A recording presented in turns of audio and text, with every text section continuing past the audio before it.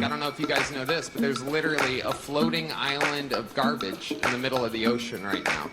Yeah. I think it's called Puerto Rico. Bazing. Okay. All right. Okay. We're getting there. No, again, normally I don't follow the national anthem, everybody.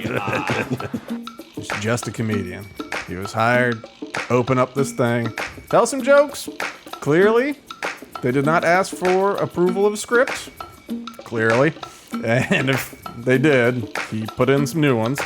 Because I would imagine, just as a campaign manager might say, let's not joke about black people and watermelon. Let's not insult Puerto Ricans. That being said, equal offender. He said his mom was eating dogs. He said, he made jokes about everybody. Yeah, he jumped around. He jumped around. That's what he does. He's a trash-talking kind of comedian. He's great at it.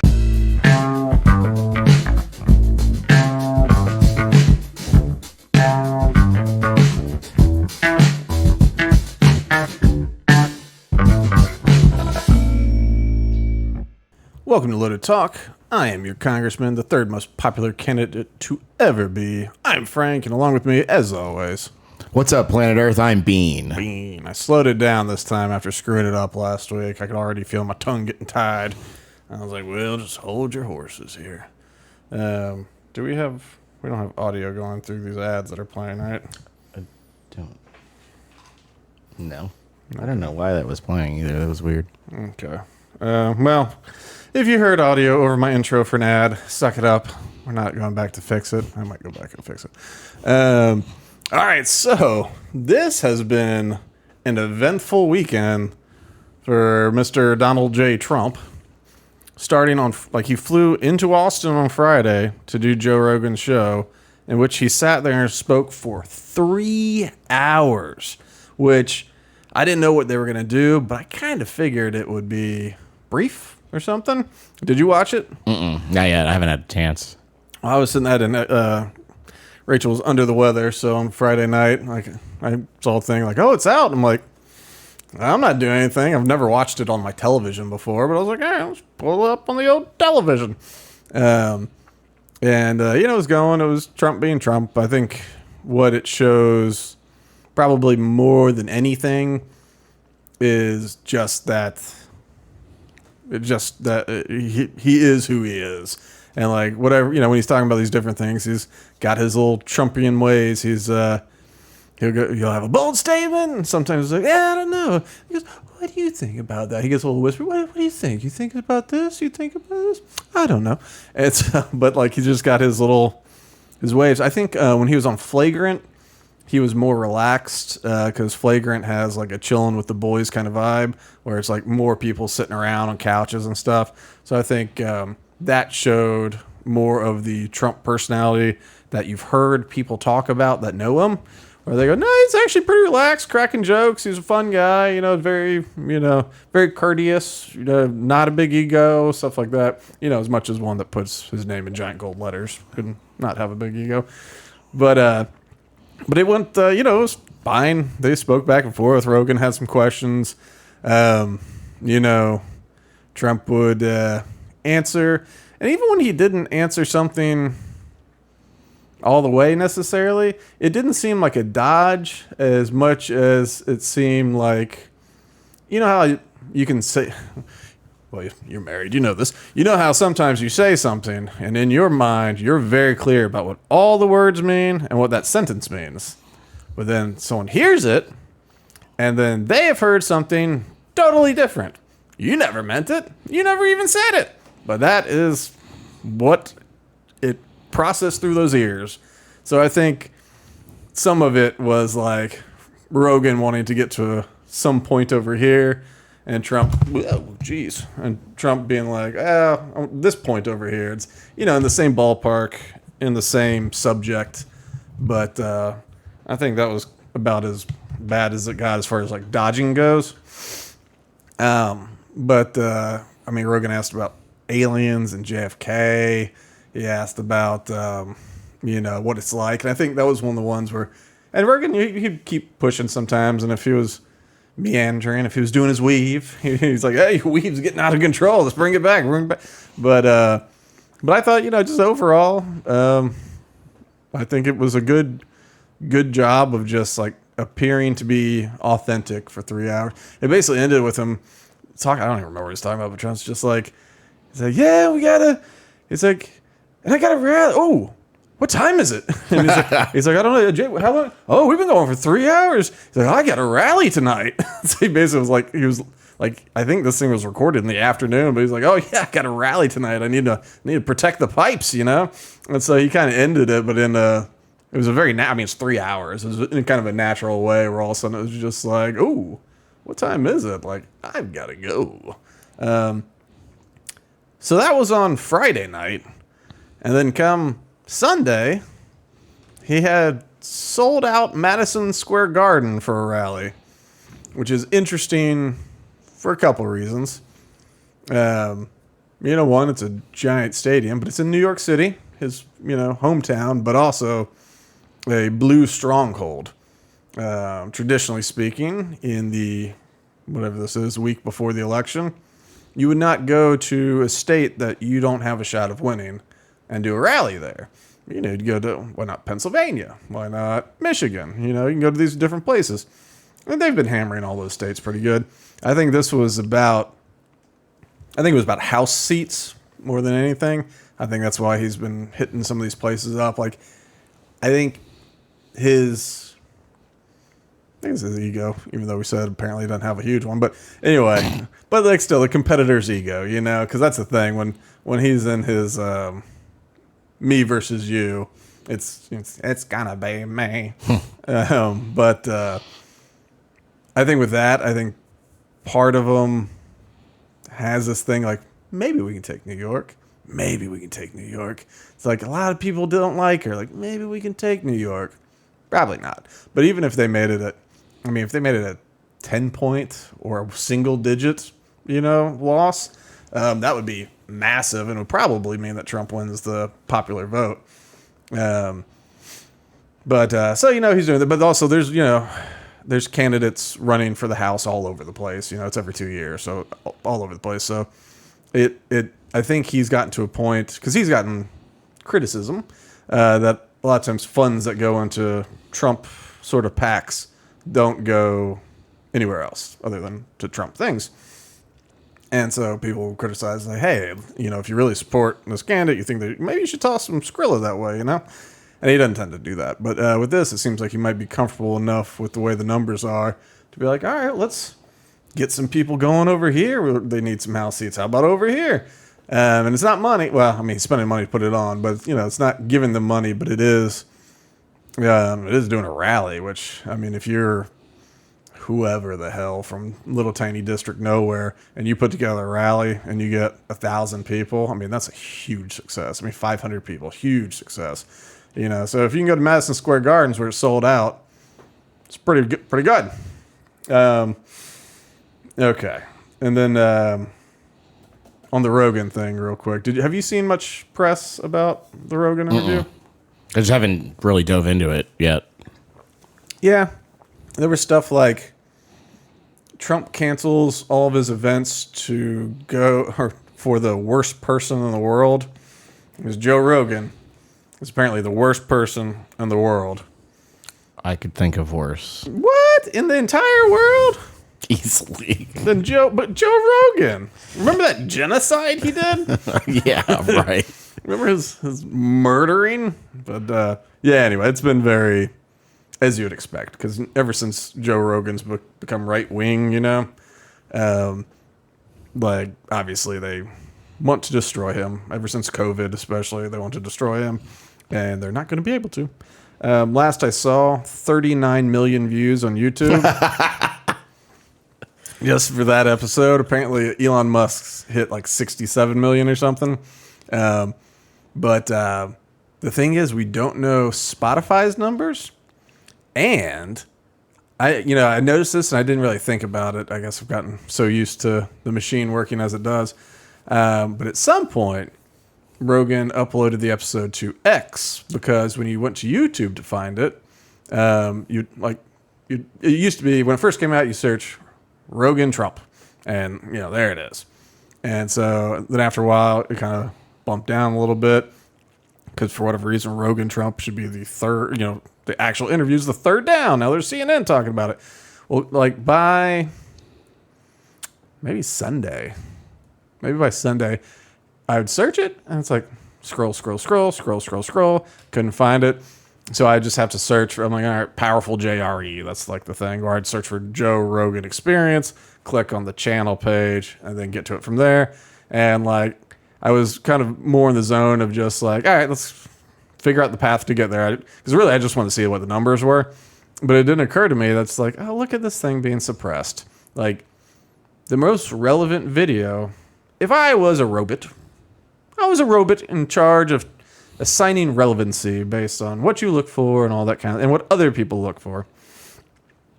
And it was about Donald Trump and Joe Rogan in the search terms. And there was a video that, like, at the time, like 20 million people had viewed in the last 72 hours. Like, that's probably what people are trying to see. I mean, it happened 20 million times prior, in the last 72 hours. And so, but for whatever reason, just one day? Right, because that's how prioritization algorithms work. They bump them down. Mm-hmm.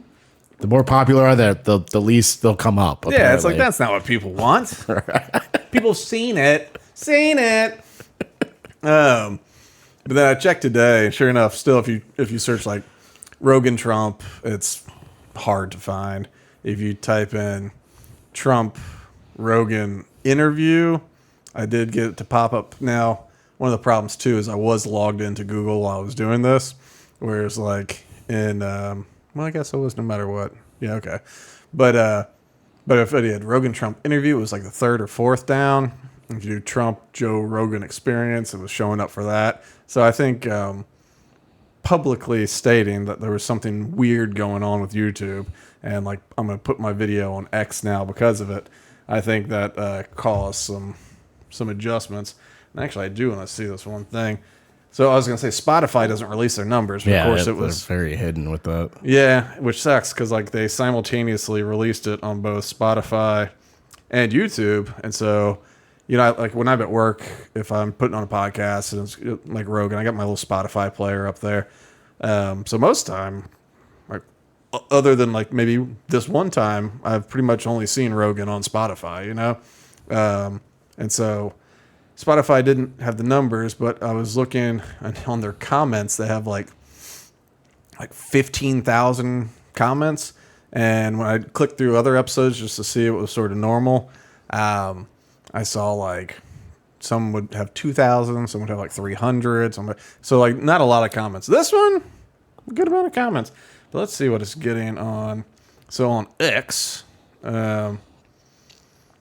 it has, the post has 9.4 million views. That doesn't tell you how much it's been played necessarily, but like 9.4 million on top of the 39 million. It's getting around. And then he also said this, because at some point Trump does go, can you imagine Kamala? Kamala couldn't do this. Like, yeah, she couldn't do it. And, Rogan's like, no, I think actually that she would be fine. I wouldn't, I wouldn't be grilling her. I would just, want to have a conversation, get to know the person. But it was one of those things like, Trump's sort of like, like she won't do it. And Rogan's sitting there like, I still want her to do this. I'm not going to dogpile. Like, yeah, I'd get her good. But then Rogan posted this. This was yesterday, I guess this morning. Also, for the record, the Harris campaign has not passed on doing the podcast. They offered a date for Tuesday, but I would have had to travel to her, and they only wanted to do an hour. I strongly feel the best way to do it is in the studio in Austin. My sincere wish is to just have a nice conversation and get to know her as a human being. I really hope we can make it happen. Now, do you remember... Sounds like Rogan just wants some joy in his life. Exactly. That's exactly right. He isn't joyful enough, and he just wants joy. But it is interesting that the campaign's like... Because, you got to rally in wherever the hell, okay? Do you think it might be beneficial to speak to, like, 40 million people? 50 million, 100 million people. I don't know what the final numbers are going to be with Spotify and X and all this stuff, but like maybe being able to like reach people and like have them for like 3 hours, like all 50, 60 million of them, that might be pretty good. I mean, especially how you like, if you see how the interview went with Trump, you can assume that, Rogan is trying to be, moderate, I guess. Yeah, he said he wants to have a conversation. That's the thing. He wants to. This is why she won't do it. It's because he wants to cut through all the politician BS and like see who the human being is.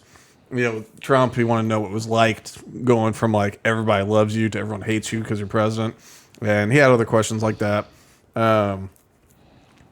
But the interesting thing about it is, like, in addition to just being like, we'll skip getting access to, because like Trump's video just on YouTube accounts for 10% of the population of the United States. Now, granted, you can watch it from other countries, but it's like, that's pretty good.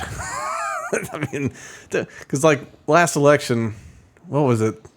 Like 150 million people voted or something like that. I don't know, like half the population. So it's like, I mean, if you can get a third of those people, that'd be pretty sweet. But they are not confident in what they have because Harris is not a real person. And so it's not good to have her, because if she goes into the same speeches she's been using since the debate, like write new speeches, if she goes into it where she needs a teleprompter to say the same old speech that like in a fake town hall, it's like, you don't have this memorized yet. But the thing, there's nothing there. There's no there, or what there is, they're trying to hide. And so what do? You control the situation, right? Oh, well, she's got a very tight schedule because, Donald Trump's not running. He didn't have anything to do other than Madison Square Garden to prepare for and stuff like that, and a rally in Austin that day, which Kamala Harris was in Texas, apparently. Apparently she was in Texas. But do you remember what I said they did for the Brett Baer interview? So that one, they didn't change the location. This one, they go, okay, change the location. So that means you can't get set up. Or you can get set up, but you're not in your zone. You're not as comfortable. And they go, okay, well, she can only do an hour. Yeah, okay, hour sounds good. And then TikTok gets closer. And they go, hey, schedule's tightened. It's going to be 45 minutes. And so you go, you edit your questions down. And you go, okay, let me edit the questions down. And then day of, hey, we've only got 30 minutes and we're running a little late. You go, okay, edit down more. And so now by the time they show up, you got 20 minutes. Now Brett Baer ignored them. We kind of got to the 30 or close to it. That was supposed to be a full hour. And they just used this purposeful trickery and deflection kind of stuff to keep it short. And that way she could do a long meandering answer and just try to eat time. And I bet you they would do that same thing with Rogan. They'd be like, sorry, we're running late. And they'd be like, we have to go. It's a campaign. And be like, great, okay. And, I wish Rogan would have done it because that would not have looked good for her. I'm like, wow. And I think that's the other part, too, is Rogan's like, in the studio. And I think it was kind of like the first debate proposal. Propose something they're going to say no to. We very much want to, but we need these terms. Not open-ended, 1 hour, in this location. And it's like, no, I don't think we can make that work. And so then they don't have to worry about her looking bad for what she says, or looking bad when she leaves after 20 minutes. And like Rogan's sitting there going, okay, well, thank you. I wish I could have learned more about you, So Madison Square Garden was a 5-6 hour ordeal. It went forever. And so starting at like, I don't know, noon or something, is the national anthem and all that. And the very first speaker, wait, not yet. The very first speaker was young Mr. Tony Hinchcliffe, host of Kill Tony, brilliant stand-up actor, a roast master. You probably remember from the Tom Brady roast that he just sliced and diced and was awesome. He made some headlines, and really, I'm very excited for him. I think this new episode of Kill Tony might be a lot of fun. but the amount of attention he's getting, negative, who cares? But I don't know. Kill Tony might. I mean, it's already huge. It's already selling out Madison Square Garden. I don't know what it's going to do from there, but I think this would be great. Because I think any real comedy fans, especially if you watch Kill Tony enough, you get a feeling how he's voting, you know? Like, he's not heavy about it, but he says jokes and they bash each other, and it's all good, you know? So we're going to let this play a little. I'm going to probably hop a little bit. It starts off a little slow, but here is Tony Hinchcliffe as the very first speaker of the Madison Square Garden rally. Special. 17 years ago, I was sleeping in my car behind the Comedy Store in LA, and I'm proud to say this is my 4th time performing at Madison Square Garden, the most famous arena in the damn world. Damn world. The American dream alive and well right here. This is very... All right, I'll say. My political beliefs a known thing. It's divisive for a comedian to do that, but just know I sleep well at night knowing who I'm voting for. It is a fantastic pillow, by the way. Yeah, that's my pillow joke. I was staying at the Four Seasons up by Central. Buy a good pillow, and I took the pillowcase off, and there it was. My pillow, my pillow. Playing my to the pillow. home team, you know? And damn it, I bought 4 of them. I've got a couple. In Ohio, a 10-year-old girl was... Don't tell him that. I think this is not actually... Well, never mind. We're not going to go into that case. And if you use the promo code KillTony, you can also buy... I actually have 2 My Pillows, 4 and I My like them. Pillows. There's serious stuff happening, people. I live in the great state of Texas now. 18 years in Ohio, 20 years in California, and I got to see California turn to absolute horrendous thing. And traveling the world, I got to see San Francisco turn into one of the most demented cities, one of the greatest downfalls I've ever seen. And that is where the other candidate worked for 2 decades. And it's absolutely wild to see. And in Texas, stuff is really, really crazy. We're right there by a wide open border. Where are my proud Latinos at tonight? Okay. I don't know if this You guys see what I mean? It's wide open. There's so many of them. It's absolutely incredible. That's pretty funny. Believe it or not, people, I welcome migrants to the United States of America with open arms. And by open arms, I mean like this. He's waving his hand saying no for the people listening at home. Go back. He kids. It's he wild. kids. And these Latinos, they love making babies, too. Just know that. They do. They do. There's no pulling out. They don't do that. They come inside, just like they did to our country. Republicans are the party with a good sense of humor. Free speech is under attack, people. I host a show, and each week I get updates what words we're allowed to use and not use anymore. It's happening right now the past few years. It's a real thing. And, you know, used to be able to tell people to Google stuff. My mom's a boomer in the state of Ohio, and there's no convincing her of anything. She's eating the cats. She's eating the dogs. They're eating the pets up there. It is. He made fun of his hometown and his mother. It really, really is. And, you know, there's a lot going on. Like, I don't know if you guys know this, but there's literally a floating island of garbage in the middle of the ocean right now. Yeah. I think it's called Puerto Rico. Bazing. Okay. All right. Okay. We're getting there. Now, again, normally I don't follow the national anthem, everybody. This isn't exactly a perfect comedy setup. There's some people here. All right. Very good. I like it. I have other policies that I think it should be implemented as well. Like me personally, I think football should be all year round. Yeah. Football. So many great athletes. I don't know about you guys, but I think that Travis Kelce might be the next O.J. Simpson. That's a good one. Feels good in here. The other side's got a lot of crazy endorsements. Swift, Eminem, Leo DiCaprio, Beyonce. Every day the Democratic Party looks more and more like a P. Diddy party. Oh, okay. Okay, that's what you guys want. All right. Heck yeah. It's a cool black guy with a thing on his head. What the hell is that? A lampshade? Look at this guy. Oh my goodness. Wow. They don't show him. I'm just kidding. That's one of my buddies. He had a Halloween party last night. We had fun. We carved watermelons together. It was awesome. You guys are... This is a groany little morning crowd, huh? It's tough to follow this audition for the next Commissioner Gordon's over here. It is, though. It's crazy times we're living in. I mean, all these pointless wars.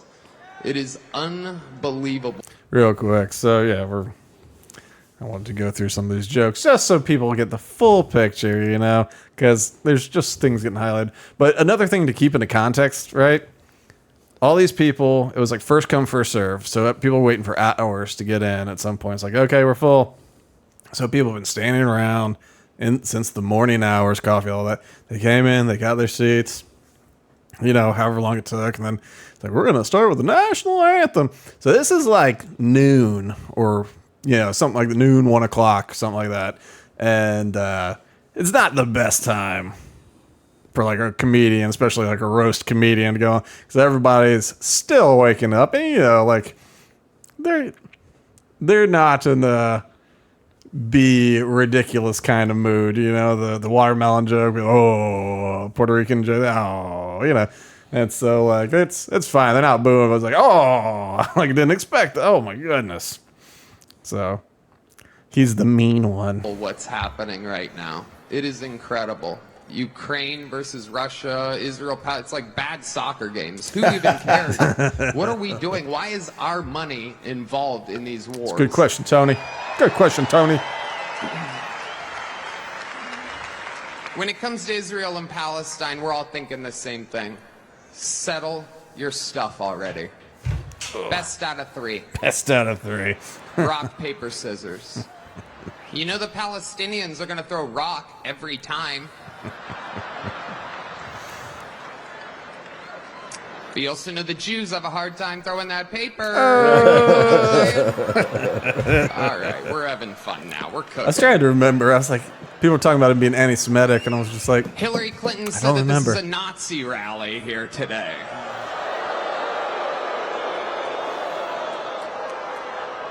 Can you believe that? For the most anti-war president of my entire lifetime. And she calls him Hitler. Hitler.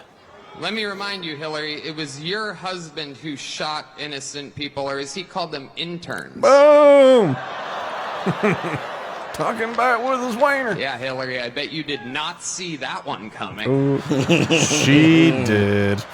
By the way, if I commit suicide in 3 weeks, I didn't.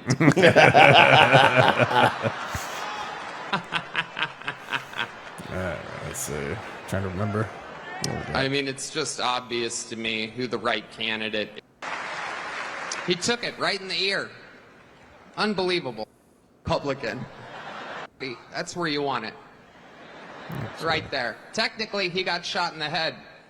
Depending on if you're a Democrat or a Republican. Yeah. Right? If you're a Democrat, his ear was grazed. All right. That'll be enough of that. I can't remember if there was another good banger in there. I think there was like one more, and then he tries to be like authentic and just say, basically, you know, vote for Trump. So this, just a comedian. He has a very popular independent show, not on a network. He's just a comedian. He was hired to open up this thing, tell some jokes. Clearly, they did not ask for approval of a script. Clearly. And if they did, he put in some new ones. Because I would imagine, just as a campaign manager might say, let's not joke about black people and watermelon. Let's not insult Puerto Ricans. That being said, equal offender. He said his mom was eating dogs. He said, you know, he made jokes about everybody. Yeah, he jumped around. He jumped around. That's what he does. He's a trash-talking kind of comedian. He's great at it. And it's funny, you know? Like, it was not... I think I enjoyed him more by the time I watched it. It was nighttime. And so, like, I had a couple beers and had watched some football. And like, let's hear some jokes, So it played a little bit better with me. But he is not in elected office. He's not running for elected office. He's not clergy. He's not a member of the GOP. He might even be registered GOP. I don't know. But he's not a member of anything of the campaign. He's not fundraising. He got hired to tell some jokes or got asked to tell jokes. I don't know if he got paid. And he said, yeah, all right. Everything I see about the rally, because, of course, they've been talking about the Madison Square Garden being just like the Nazi rally of 1939. And have you seen the photos of that? Mm-hmm. It is fairly crazy to see a New York train with swastikas hanging out. Of course, this was before all the concentration camps and everybody really knew what was up. This was just like, communism's for sissies. That Hitler guy, he knows what's up. That fascism's the way to go. You got to be strong and orderly. And then afterwards, people were like, well, maybe not. Maybe he didn't have everything under control. Oops. Ooh, that did not age well. I've got to take the trash out. But yeah, the thing is, what a lot of people don't realize is between 1939 and now, 2024, they've never had another event at Madison Square Garden. It's been a totally empty stadium for 80, what did I say? 85 years? We'll say 85 years. Yeah, Madison Square Garden doesn't do anything else. They had a Nazi rally and then they did just nothing. I mean, they maintain it, they build it, build new luxury boxes, but there's no other event that could possibly be compared to an event today, because there's only been one other event in 1939. And like, I get it, Trump's a Nazi. Every Republican is always a Nazi. They did it to John McCain. They did it to Bush. They did it to Mitt Romney. Mitt Romney would get thrown out of a Nazi party. He's so far from that, it's not even funny. He's the most milquetoast, like, non-controversial in term, like, a lot of his opinions are stupid, and I think he's wrong on some stuff. But if someone said, hey, you think that guy might kill someone in his life? No, I don't think he'll do that. I think, I think he uses coasters. And I say that as a coaster guy, but I think he's a coaster guy. I think he's, he might even have house shoes, kicks him off. He would wipe the sweat off my brow. Oh, he probably. Oh, here, Charlie. Or yeah, he probably would. He'd be happy to. So anyway, he was a Nazi too. So everyone's a Nazi. but it is wild. Like, just like a rally. The last rally I can remember was a Nazi rally. It's like there's been comedy events, concerts, numerous sporting events. I'm sure Tony Robbins has been there. I don't know, but I bet, something. And they got different rooms in there and stuff. But like, there's lots of events that happen at one of the premier event spaces in the country. And then it's just like, well, there's Trump there, a bunch of Nazis. And unfortunately, what Tony Hinchcliffe provided them is racist jokes. Call it what it is. I don't think they come from a place of hate. They come from a place of haha, But all the press I see is like, oh, there was all sorts of stuff of this thing. I mean, people are saying nasty things about Puerto Ricans and African Americans and Jewish people. And you go, that was all in the same 3-minute set, Like, the whole thing, there was a bunch of people coming out there saying horrible stuff. It's like, no. The comedian came out, and all right, shortly after, I mean, this was the same day. This is actually how I found out Tony Hinchcliffe was on the thing, because he tweeted out, because we're going to watch a video here, and this was in response to this video. He said, these people have no sense of humor. Wild that a vice presidential candidate would take time out of his busy schedule to analyze a joke taken out of context to make it seem racist. I love Puerto Rico, and I vacation there. I made fun of everyone, watched the whole set. I'm a comedian, Tim. Might be time to change your tampon. So that was his response. And then after that, he reposted someone else. Said, I'm appalled that Trump had an offensive insult comic at his rally. I wish we were the more refined GOP of Reagan. Anyway, here's Don Rickles killing it at a Reagan event. And it's Don Rickles, I watched a few minutes of it. He's being Don Rickles. He's, talking smack directly to Reagan's face and like insulting everybody. It's Don Rickles. And it's funny. It was funny then. It's funny now. Don Rickles, it looks like he was actually at nighttime. Made a little bit more sense. People were gussied up. It's the same one Robin Williams did too, right?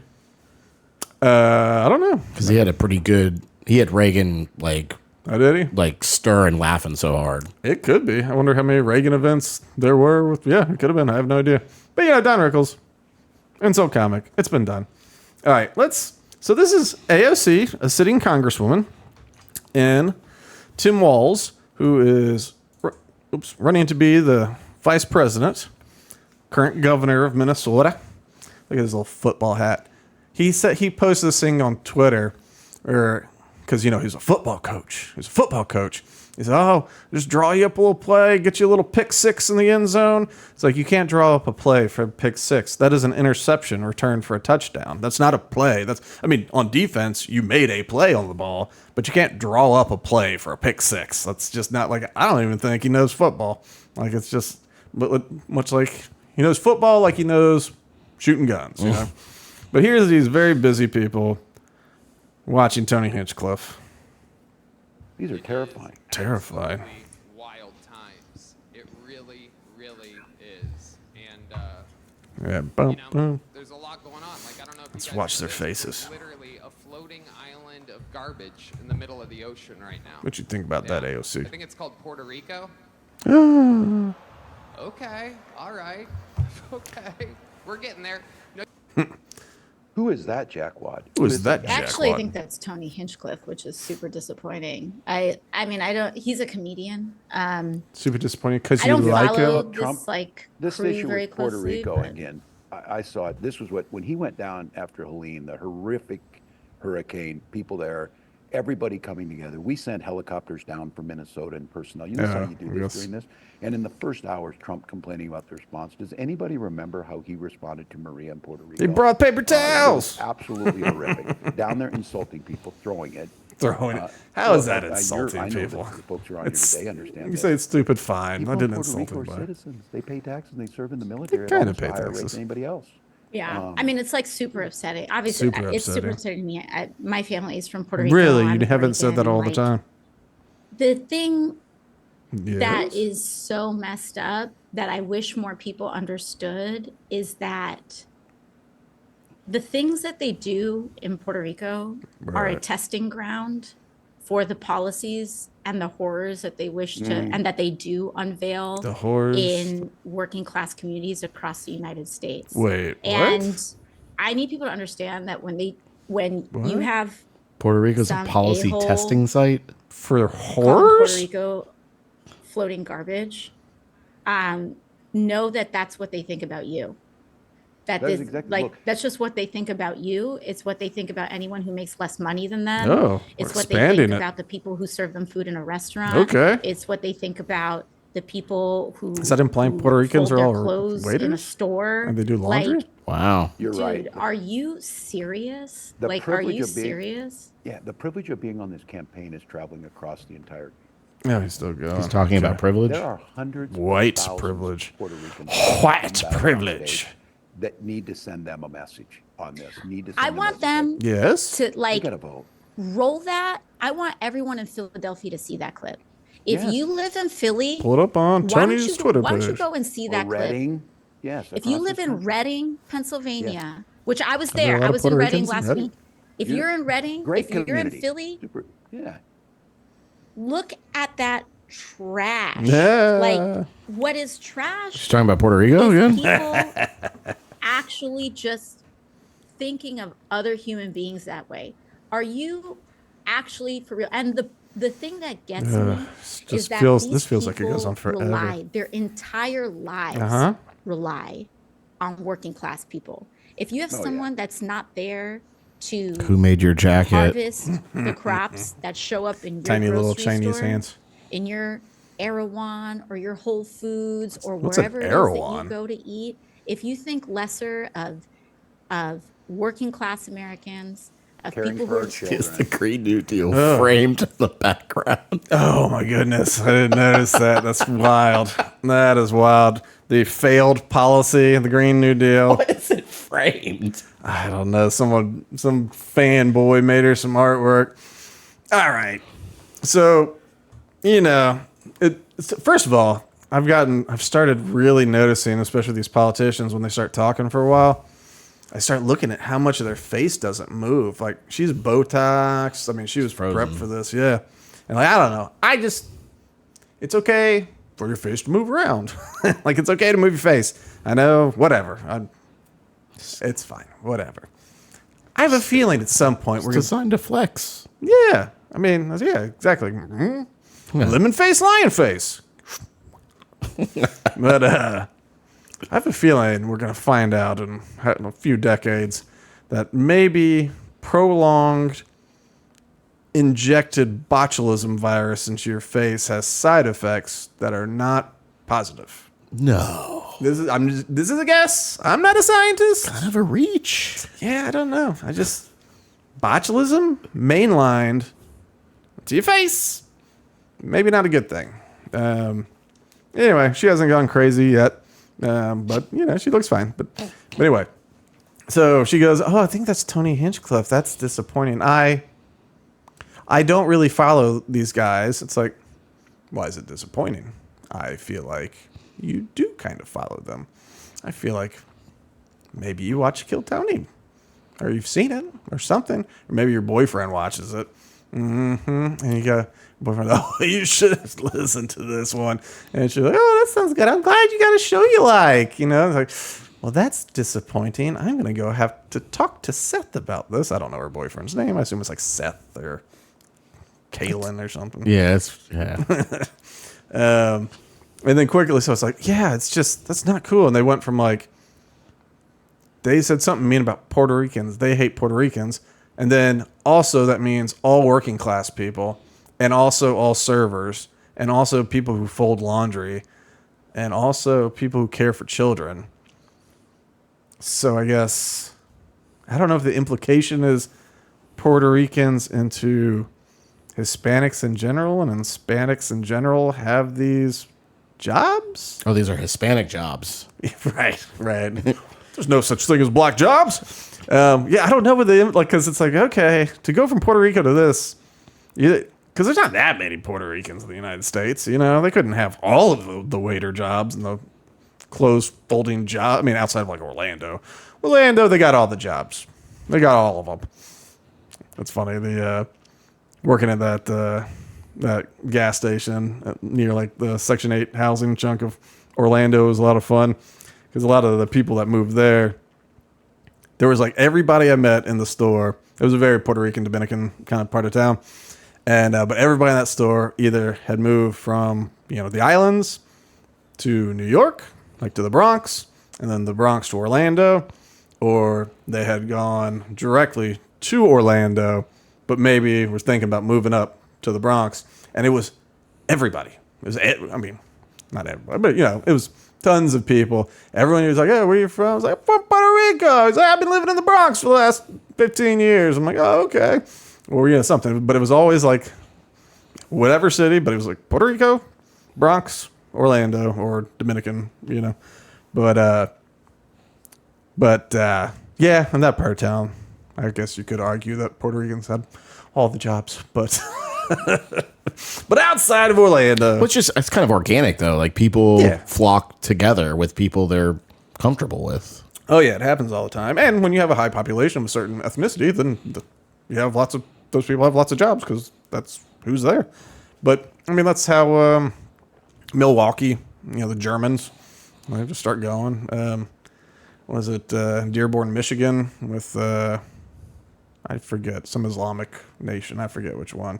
And then, of course, in Minnesota, their flag changed to look like, was it Sudan's flag? Yeah. Because they have a large Sudanese population, which, I'm sorry, man. Like, I don't know what the temperature's like in Sudan, but I can't imagine it's like Minnesota. Like, Yeah, who thought that was the know. good spot? I don't know. That's the thing that gets me. You go, Germans in Milwaukee. You go, all right, yeah, that tracks. But you go, what? Sudanese in Minnesota? It's like, move further south. I don't know. Like, it doesn't make sense. All right, so obviously they have a good sense of humor, and that was like the first making hay about it. Here is former President Barack Hussein Obama, who also is going to make a mountain out of a molehill. Donald Trump understands, and he's not wrong about this, that dividing people, making them angry, will boost his chances of being elected. Oh, will it? It's not good for the country, but it might improve his I do remember Barack Obama's re-election campaign. There was a lot of division on that one. Last night. Oh, here he goes. I know nobody's going to boo now. You know who's going to boo now. All you're going to do is vote. Hold on a second.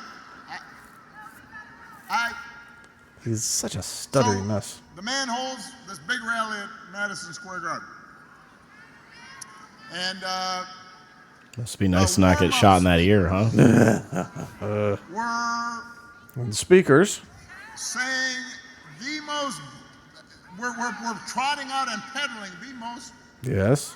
racist, sexist, bigoted stereotypes. Sexist. One guy called Puerto Rico, quote, an island of garbage. Now, Hold up. I'm still talking.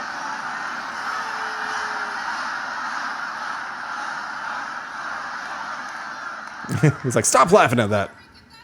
These are fellow citizens he's talking about. Here in Philadelphia, they are your neighbors. They are your friends. I mean, they are your co-workers. technically they're on an island far away, Their but kids yeah. go to school with your kids. They fly all the way from Puerto Rico to go to school? Wow. Yeah, it's a good bus system they got. It's like the magic school bus. These are Americans. Okay, I feel like he brings up something else too.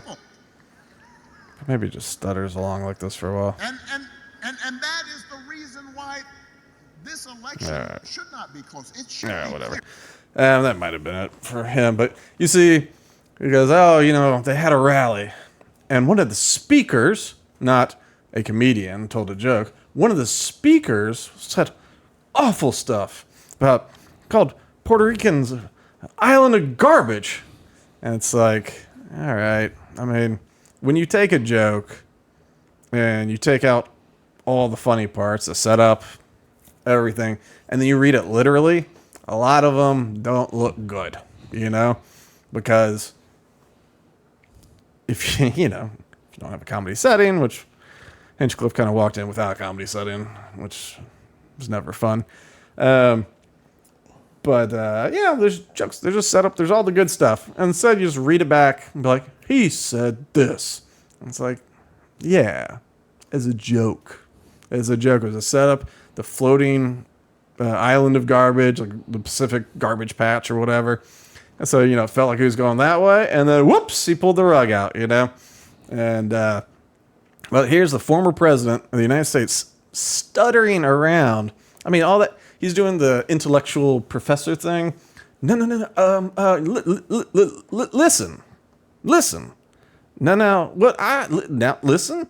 And you go, I'm trying to listen. Say words. So he finally gets to say something. It's, the Trump rally had this hate. Quote Tony Hinchcliffe. So it's, this mountain out of molehill stuff. All right, here's a couple of clips. We'll kind of turn through these faster. These are, they are Trump supporters, but they are Puerto Ricans in New York who were at the event. We got two clips. There's a couple dudes, and we got a couple of ladies. Live from the garden. The rally Live was from great. Puerto Trump Ricans is the for best. Trump 2024. Yo, now that I got my fellow Puerto Ricans. Guy looks like Travis Pastrana. Everybody's talking Beautiful, about it. epic. Beautiful. The Puerto Rican joke. The garbage island stuff. Do you guys even give a fuck about that? I don't. I don't even pay a mind. I don't even pay. Is that Santa? Puerto Ricans for Trump. Lock in. Stay locked in on the go. Y'all already know. So these two guys like, what? No, we don't care. Now I'll go to give me my stuff here. And here's some ladies. Ladies. We like jokes. We like jokes. We do. And we understand the importance of a comedian having the freedom to push the envelope, because that's always been what has separated comedians from everyday folks, right? Where they can push the envelope sense, to either make you laugh or make you think or challenge you. Yeah. But Pero, because obviously we're such proud Puerto Ricans, I will say that it is not a little floating pile of trash. This beautiful island filled with beautiful people that love the beautiful islands, and it's okay to have different opinions. And That's what you live makes there it for half the year, you don't have to pay like people just 4% have income different tax. opinions. So you know what? We're not offended. Did we like the joke? no, No, I didn't like the joke. I didn't didn't like I the don't even joke. think the crowd that he bombed that joke. Yeah. Yeah. I thought it I was think- funny. Don't get me wrong. At I first, think I'm like, the joke wow, that's in crazy. New York but- City maybe was not like in the right landing. Probably right. Probably Well, not I the don't know. I right. have right. mixed emotions. All right. So these two ladies were just like, joke wasn't for me. I didn't really like it that much. But no, I don't care. He's a comedian. He tried it. And then, the kind of point that I made earlier, we're like, maybe New York's not the best venue for jokes about Puerto Ricans. It's, but one could argue when you're saying it without hate in your heart, it's more, it's possibly could be considered more hateful when you're saying something behind someone's back as opposed to joking to their face. Because if it's like you're in Iowa with a bunch of like white farmers, and you go, how about the blacks and the Puerto Ricans? And it's like, whoa, let's calm down here, guys. But when you're talking trash to people in front of you, there's more of an implication like, this is roasting. This is for fun. It's just fun, people. It's just jokes. So yeah, that is, what was this next one? Let me see. I think we've been doing too many clips. We won't watch this. Jon Stewart, he basically came out and defended jokes. He's just like, Good. Yeah, he laughed at Tony Hinchcliffe and like he played. He's like, the thing is totally different than what he normally did. And it's like, here's a Tom Brady roast, and so he cuts to that and some of those jokes. And afterwards, he's laughing. He's like, sorry, there's something wrong with me. He's like, I find this guy hilarious, because it's just like he's a comedian. That's it. He's a comedian. Well, I think we have a problem with applying.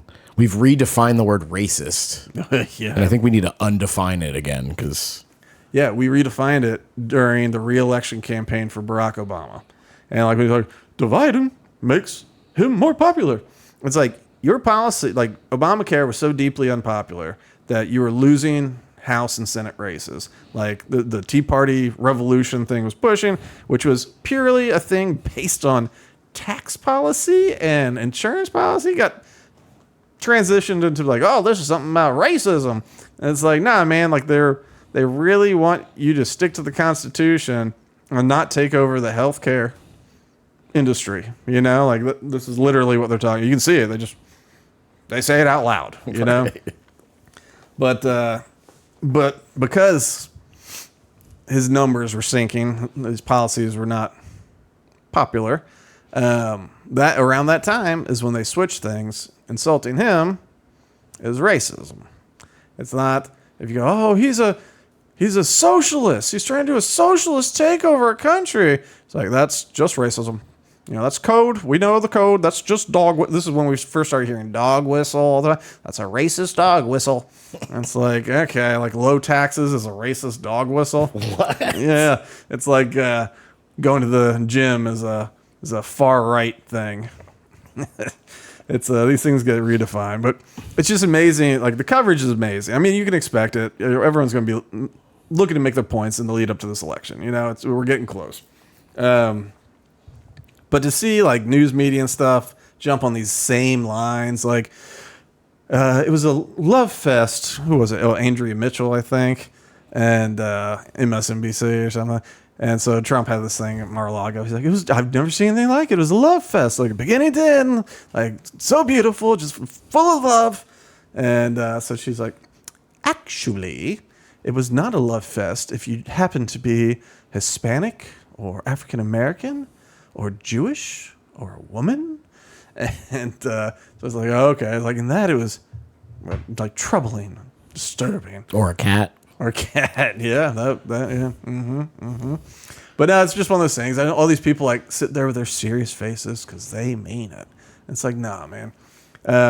It's that I just have a problem with how dishonest the media always is, where it's like you can't, I mean, they lie. We're going to jump into something before this is done. I listened to it again because I thought maybe we'll cover it, maybe we won't, because I'm mainly doing the Trump stuff. But J.D. Vance was interviewed on 60 Minutes, I think. And the questions, first of all, the editorializing during it, this person interjects all the time to go, actually, this is fact. Next question. So like it's always like, wow. Last word, here we go, new topic. And but then like these questions are done in such a dishonest way. Like it's lying with questions. That's what the media does. They figure out a way to they ask a question with a premise. And so like an either or question where no matter what, you're screwed, you know? Like leading the witness, basically? Yeah, they go, is it this or is it this? And you go, well, it's neither one of those things. But it's set up with the premise, too. You know, it's like, you know, did you tell anyone that you beat your wife? And you go, well, I didn't. Just yes or no, did you tell anyone you beat your wife? You know, and so it sets up this premise, and you're kind of stuck in it. Vance navigates it well, but it's onto this topic I'm about to bring up here. It just shows like this dishonesty, and you can hate Trump. That's fine.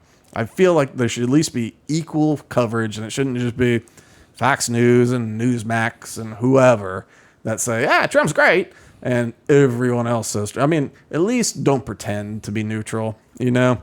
Just be whatever, the Democrat NBC, you know, liberal CNN, just own it. Just own it, you know?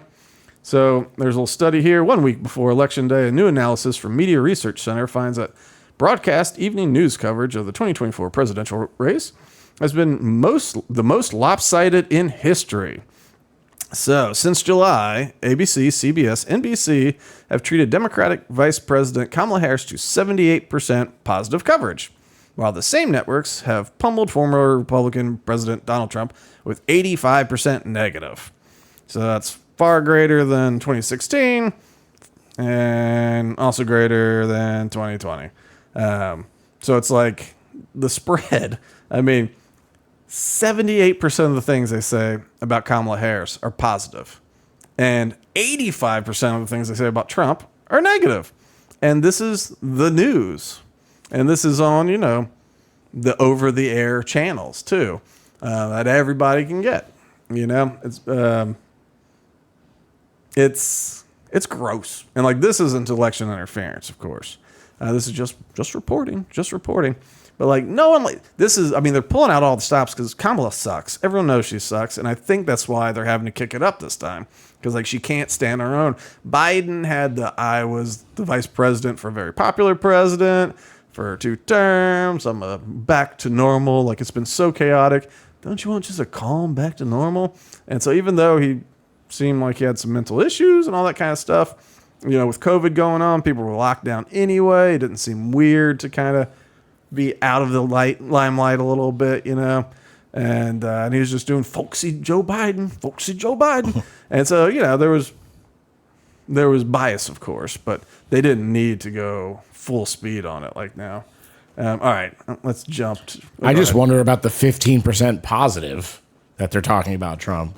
Oh yeah, I bet you it's a campaign manager being interviewed, something like that. Just giving them some sort of spotlight. Yeah, I'm guessing it's when they've just had a Trump surrogate on who said things. They go, okay, well, you're wrong. Next question.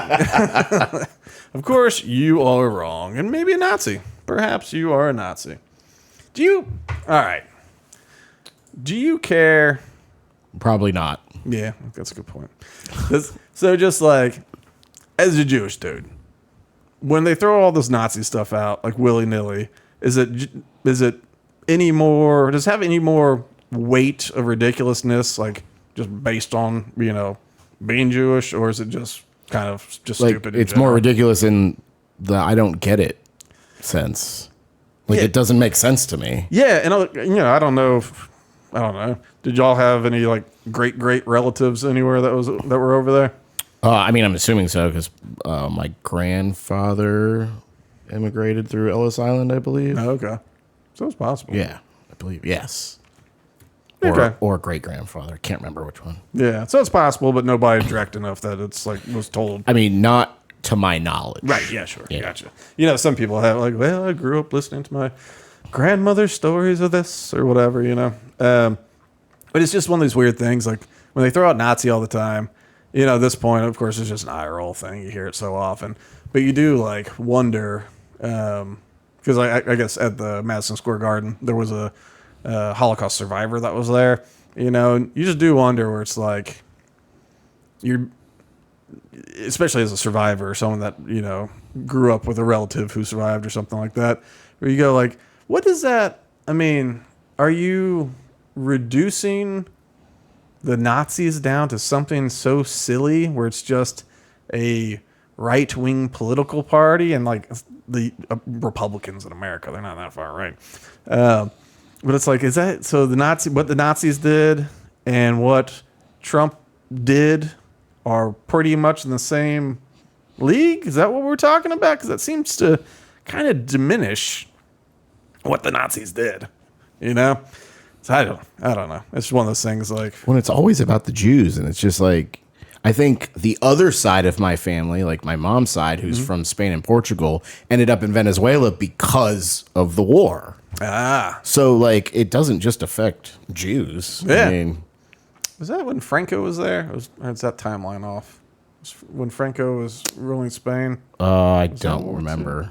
I feel like that was World War II, and he was very fascist. But I'm pretty sure that's why they ended up in Venezuela, then ultimately Miami and Kentucky. Once again, Miami makes sense. What brings you to Kentucky? I have no idea. I asked my mom about it for years. I have no idea how they ended up in Kentucky. Just doesn't make sense. People I love the food though. Man. Yeah, no, food's good. Man. Look. But it was just odd, like Yeah. Spanish in Kentucky. Yeah, it's like we moved from Venezuela, it's like to Miami. You go, yeah, that tracks. They go, now to Kentucky. You go, okay. And we're like, what the hell's a Venezuelan? Well, there's not even Venezuela. Like, that's the thing. No, like, whatever. Yeah. For sure. All right. So here, look. I guess just to wrap that up, and maybe we already did wrap it up. But, so two giant things that Trump did. And, of course, they're trying to undercut it constantly. Rogan's the worst person on the planet. Madison Square Garden was basically a Nazi rally with where they spewed hate the whole time. They had a lot of people. I mean, this thing went on for like 6 hours. Dana White was there. Actual Dr. Phil was there, not the comedian. And who else? I think I saw Giuliani. Kind of clicked through. There's a lot of people I did not recognize. I was like, this guy looks popular. Don't know who he is. Maybe it was a radio host or something. I don't know. But so it's all these fairly big things, and it's like they need to diminish them at any cost. And so it's one of these things where it's fine to be critical of Trump and his policies. It's fine to be like, I don't know. If it was more than just the jokes from the comedian, if they could bring up stuff that wasn't just the roast comedian's jokes, it's like, go after that. Go over the substance, But they don't want to do the substance. They never want to do the substance. It's just... Look at certain generations are triggered welcome back to Meet the Press. by words. Yeah. Like racist. Like, I just... And like people have come out, left-wing groups have been like, hey, you have to stop calling him a fascist. It's not working. Like, this is not working. And they went heavy on it, recently. Like, she did that speech in front of a building that looked like the White House, kind of, as the vice president. It was vice president press conference, not a candidate one, where she's like, oh, Trump is he's like Adolf Hitler. They're saying you got to be, you got to be more, you got to be allied with him over the Constitution. You got to be, and so she gives this whole speech where your official vice presidential speech is to say that Trump is Hitler and that people that work for him say that he's Hitler and he's a fascist. I mean, that's your official comment as vice president. And then from there, they've just been hitting it heavy. And it is just one of these things like words mean something. Quite frankly, fascism is when government and industry are intertwined, so you have unelected people that still have authority as if they are the government over you. And that's what we have right now. That's literally what we have. Both sides are guilty. Oh, sure. Yeah. And Google, Facebook, Big Pharma, think about, saying something bad about the COVID vaccine. It's like, nope, shut you up. Yeah, they got you ostracized for that. Get you fired, All right. So J.D. Vance is on Meet the Press on NBC or MSNBC or both. I don't know. Whatever it is, NBC News. All right. So I want to go through this just because, mainly, not even totally for his answers, but for her questions. Okay. So this is just a great example of doing an interview for the point of making your point and wanting to get them. This is I'm going to get you interview. This is not ask questions. She's wearing red, too. It's great to have you. Thank you for sitting down with us. I want to start with some of the news this week. Defense Secretary Lloyd Austin confirmed that North Korean troops are training in Russia and potentially bound for the war in Ukraine. The U.S. intelligence community confirmed that Russia is creating disinformation to sow doubt in the upcoming presidential election. Let me ask you this question, Senator. Do you see Russian President Vladimir Putin as an ally or an enemy? Well, I think that he's clearly an adversary. He is a competitor. So real quick, do you see Vladimir Putin as an ally or an enemy? He goes, yeah, well, he's an adversary. Okay? And you go, we all know words.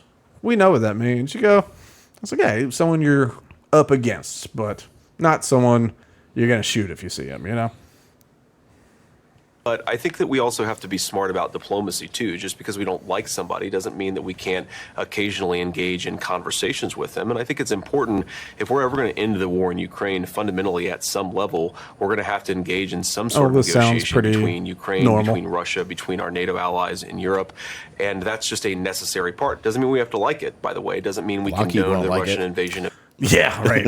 Well, okay. So far he goes, hey, listen, we got to contend, but it's about diplomacy. We're not at war. We don't want to be at war. Let's, he's a challenge. He's an adversary, but let's tone it down a little bit.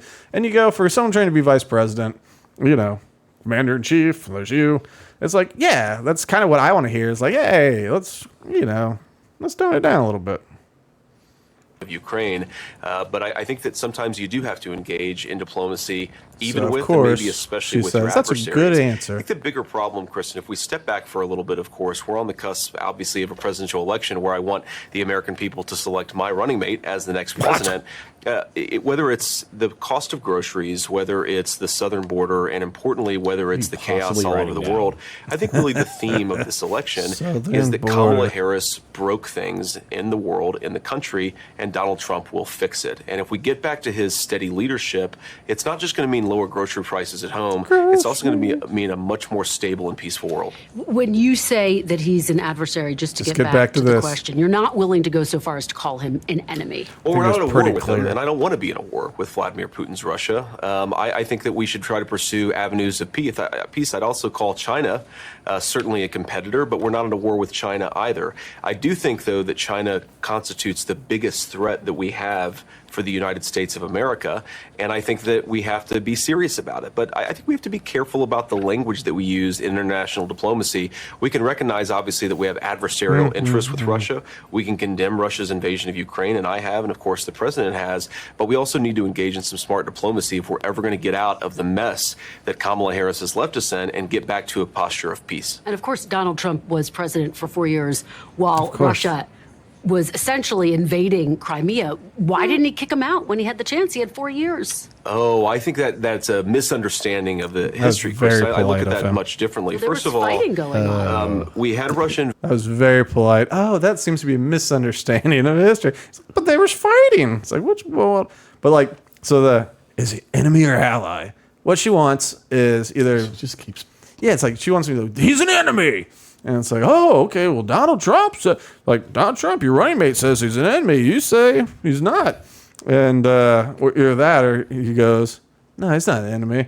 And you go, oh, they're in Putin's pocket, just like we told you, But to be like an adversary, which is enemy light, hey, we want to defeat that guy in some regard, but sometimes diplomacy. Like, just to, like, be stuck on that, you go, I mean, it was pretty clear, It's like, you pick two words, neither of them describe them. Here's a better word to more accurately describe what's going on. But it's just like, just stay on it, stay on it. Invade another country, a sovereign nation, during Obama. We had Russia invade a sovereign nation during Bush's term. We had Russia invade a sovereign nation during the leadership of Kamala Harris. The 1 4-year term where Russia did not launch a full-scale invasion against a neighbor was under the leadership of Donald Trump. We also have to remember, just on that point, if Donald Trump had not given Ukraine javelins, the country would not exist as an independent sovereign nation anymore. So the idea that Donald Trump wasn't sufficiently strong on Russia, I think, is belied by the actual history of the period. Again, there was fighting going on for 4 years during Donald Trump. But there wasn't a full-scale invasion. I think that's important. Let me ask you, because there are real concerns about Vladimir Putin invading NATO allies. Under a Trump-Vance administration, can you pledge, sitting here today, that the U.S. will continue to remain a member of NATO? Of course, we're going to honor our NATO commitments, but I think it's important, Kristen, that we recognize that NATO is not just a welfare client. It should be a real alliance. And this is a strong difference between Kamala Harris and Donald Trump. Donald Trump wants NATO to be strong. He wants us to remain in NATO, but he also wants NATO countries to actually carry their share of the defense burden. Under Kamala Harris's leadership, we've actually seen how weak NATO is as a full-scale military alliance. It's effectively the United Kingdom, a couple of other nations, and the United States. NATO's problem is, particularly Germany, has to spend more on security, has to spend more on defense. We can't be the policemen of the world. We want NATO to be an alliance, not just a dependent of the United States. NATO has been unified in defending Ukraine. Just to be very disinformation. I didn't mean to jump back. I was trying to pause. NATO's been unified in the defending of Ukraine, just to be very clear. And so it's like, okay, what... It's like, so that's your little point. It's like, they've been unified. Just to be clear. Oh, my God, that's good. I'm glad they got the words. There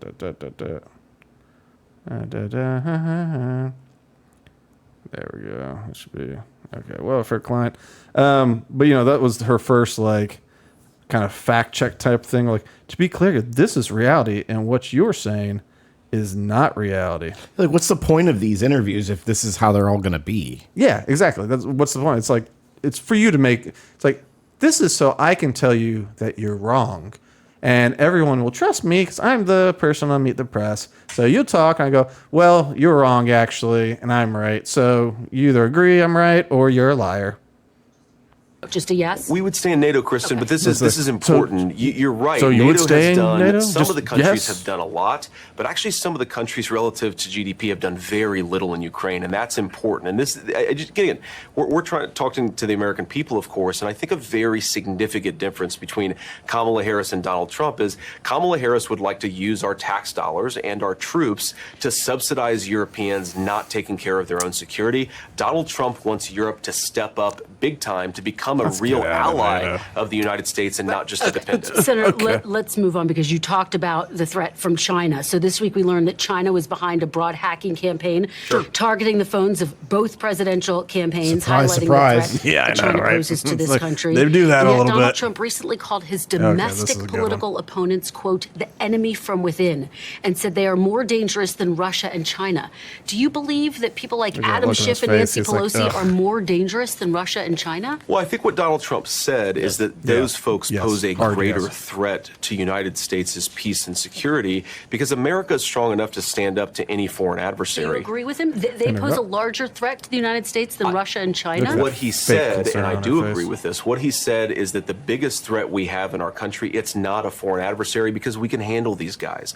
We can handle foreign conflicts. We can't handle, look, under Nancy Pelosi's long life in public leadership, the United States has gone from the preeminent industrial power of the world to second next to China.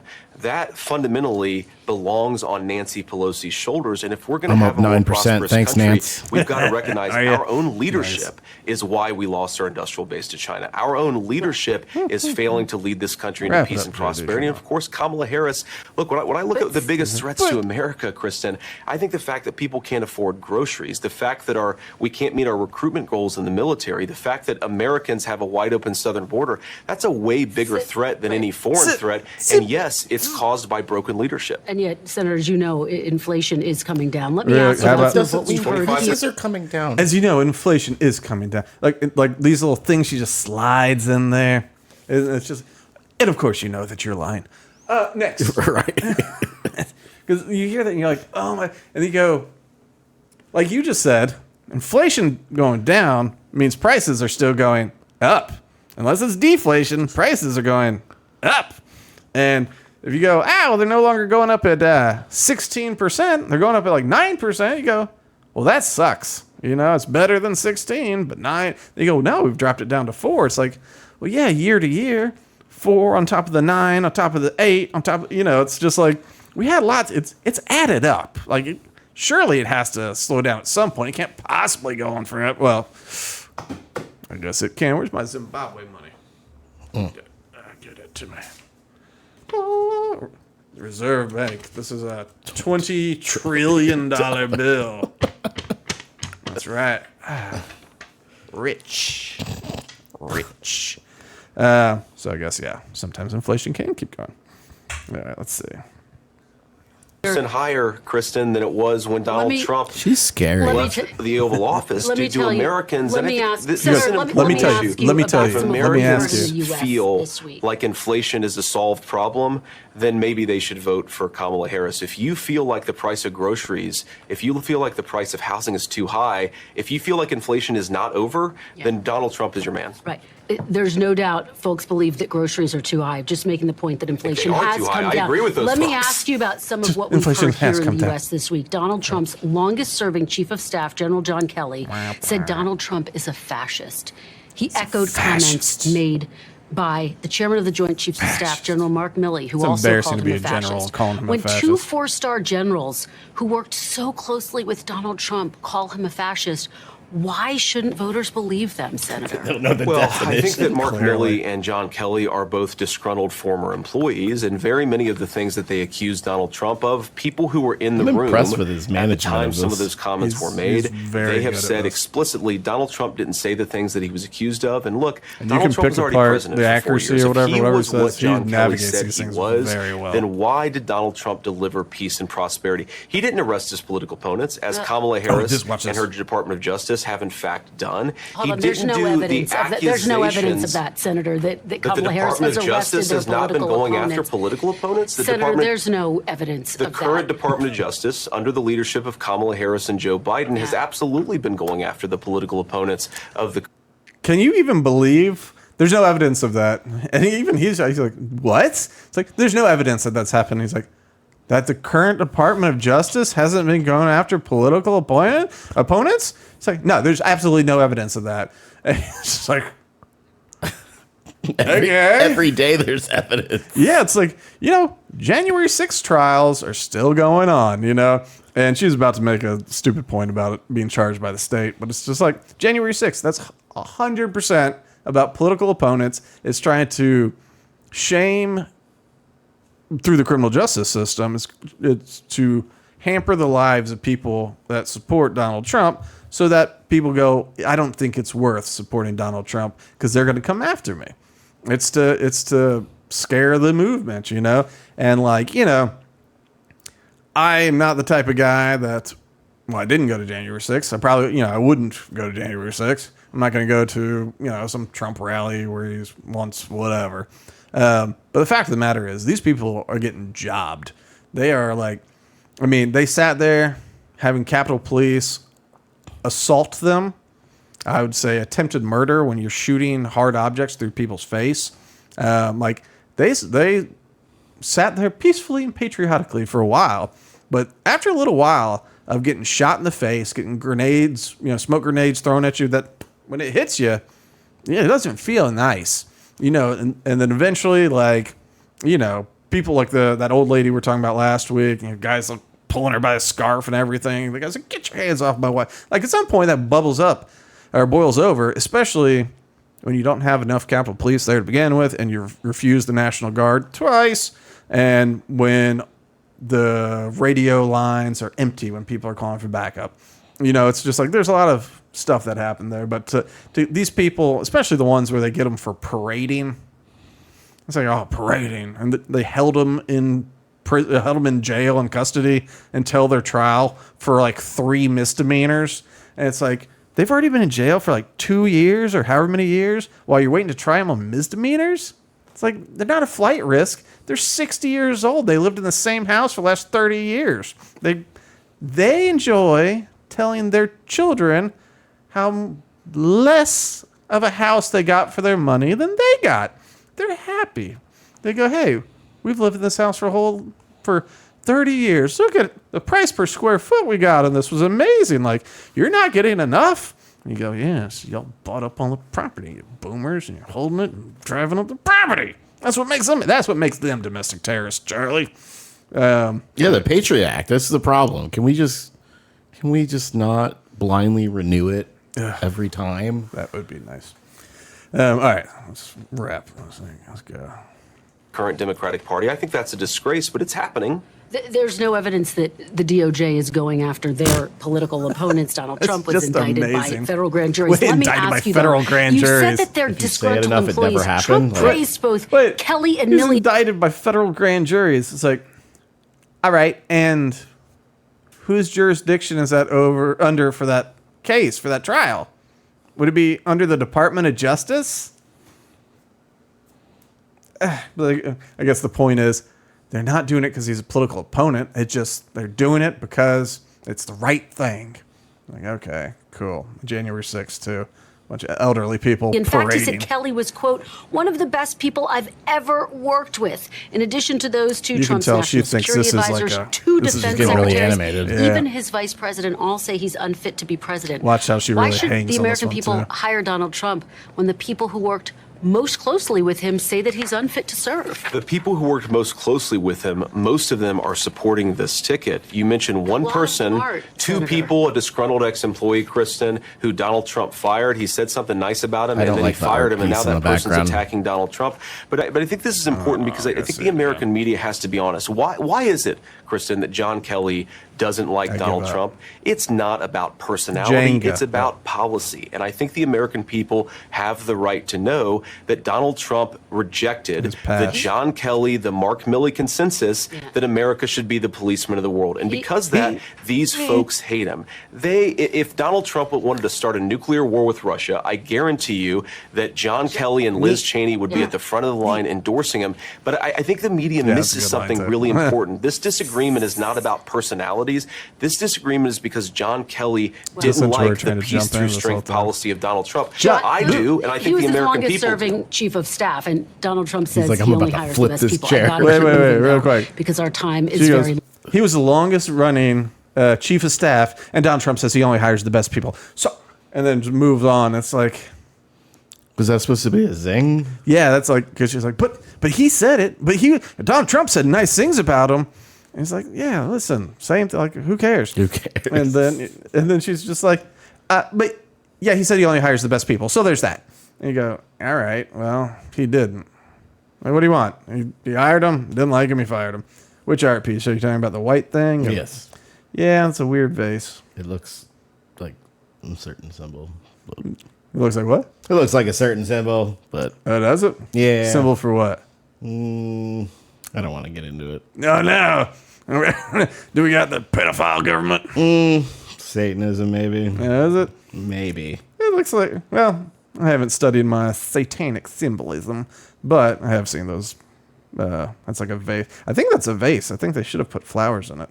Like it's a funky little bud vase type thing, but anyway, it's also a portal to hell. Limited. Former Vice President Mike Pence said, quote, President Trump asked me to put him over my oath to the Constitution. Who cares? Anyone who puts himself over the Constitution should never be President of the United States. Will your loyalty, Senator, be to the Constitution or to Donald Trump? Well, of course, my loyalty is to the American people and to the United States Constitution, but I think the best way to accomplish that loyalty, Kristen, is to get back to a president who delivered the fastest rising take-home pay in a generation, 1.5% inflation, and a secure southern border. I don't think there's inconsistency between loyalty to the Constitution and support for Donald Trump. That's why I'm out there trying to persuade my fellow Americans that Donald Trump's presidency worked for them, and I'd like us to get back to those smart policies. Just to put a very fine point on this, Mike Pence says Trump asked him to put Trump over the Constitution. If you find yourself in a similar position one day, will your loyalty be to the Constitution or to Donald J. Trump? I just said my loyalty, Kristen, is to the Constitution over of the Donald United Trump. States. Say Have we talked at all about the unaffordable costs of groceries? Have we talked about the fact that because I brought it up, but young Americans can't afford a home? You didn't bring that up. I brought that up. It's so interesting, Kristen, because I think that Kamala Harris's campaign, and unfortunately, too many of her media allies are more interested in what Donald Trump has said than what Donald Trump did in office. You're more interested in what Kamala Harris is accusing Donald Trump of than what Donald Trump actually did during his 4 years in office, which is deliver peace and prosperity. We're getting a hard wrap. We're getting a hard wrap, so one more question. Before I let you go, Donald Trump on Friday again floated the idea of getting rid of the federal income tax. Most disappointing answer of the whole thing. Are you proposing eliminating all federal income taxes in the Trump-Vance administration? Well, Donald Trump didn't propose that. He set that as an aspirational goal. Is that something you would back, and what getting he rid said, of all federal income taxes? Well, I'm backing Donald Trump for president, and he set an aspirational goal and said, look, in this country for a long time, we funded the federal government primarily through tariffs. In other words, primarily through penalizing foreign corporations and foreign countries from taking advantage of our domestic markets. That's an aspirational goal. What is very real about what Donald Trump has actually proposed, his specific policy proposals, is that we want to eliminate taxes on tips. We want to eliminate taxes on overtime pay. That's the Donald Trump policy proposal. He's talking aspirationally about something that he himself thinks is less of a focus than cutting taxes on tips. Getting a hard wrap, so just yes or no, is getting rid of all federal income taxes on the table. It's a possibility under a Trump-Vance administration. Is it on the table with the Democratic Congress that we have? I don't think that's realistic, Kristen, but I do think it's good to set an aspiration of what you want the country to look like. So you don't rule it out. Right now we're working on cutting taxes on tips, cutting taxes on overtime. Okay, so you're not ruling it out. Senator J.D. Vance. She answered for him? She sure did. So you're not ruling it out, which, quite frankly, I want him to say, yes, we do want to get rid of the income tax, but I don't know how we're going to get it done. Because that's the thing. I'm sitting there, I hear the question, I'm like, ow. Which, it's already it'd be a tough it'd be tough sledding to get rid of the income. I think they should totally do it, and I think if they cut their spending, they could get it done. It wouldn't be a problem. Have to. Yeah, they have to be like for real. And like even Elon Musk at the Madison Square Garden, one of these guys asked him, I don't know who the other person was. It's like, how much do you think? He's like, how much do you think we can cut out of our federal budget? He's like, I think at least $2 trillion, which is like, yeah, easily. If we cut, I think we got to cut like $2.5, $3 trillion to get back to the Obama year budgets, where everyone's like, these budgets are insane and are going to wreck the country. I think we got to cut close to 3 to get back to that. Wow. Yeah, that's how far off we are. We're nowhere near reality. But I just realized that Elon Musk's efficiency, the Department of Government Efficiency, Doge, he is such a little turd. Like, that's just... It's everything he does. I remember when the post came out, and I'm like, really?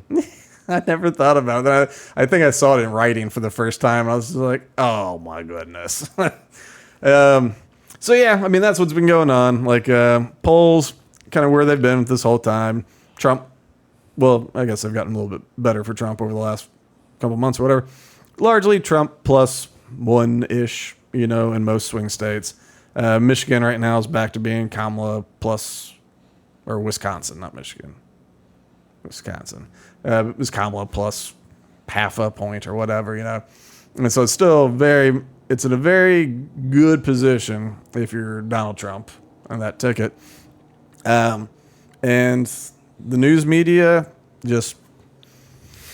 they prove that it's not about truth. It's not about the news.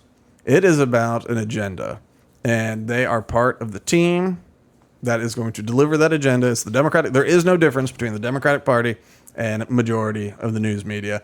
There hasn't been for a while, but I mean, we saw the skew in the numbers. It's gotten worse. It's gotten worse, and they're going to keep getting worse until they go out of business, and they probably will. I mean, right now, Joe Rogan does very well. And he's just a dude asking questions, and he's got opinions. And he sometimes, in the middle of his rant, Jamie might be like, actually, that's not true. He'll go, what? Like, And that's what happens when he's wrong. He goes, come on. I thought that was true. And what was I thinking of something else? But yeah, that's how he reacts. And people go, there you go. Like, he's not right all the time. And he doesn't claim to be right all the time. And when he's wrong, he just owns it. It's just fine. So, like, that's what people want. They just want...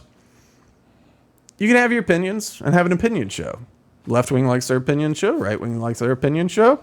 We are an opinion show. And so like people like opinion shows.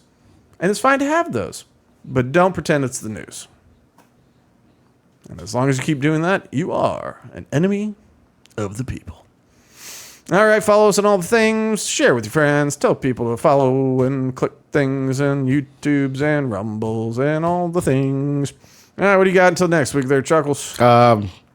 Stay laughing, everyone. Stay laughing. They're all going to laugh at you. All right, bye.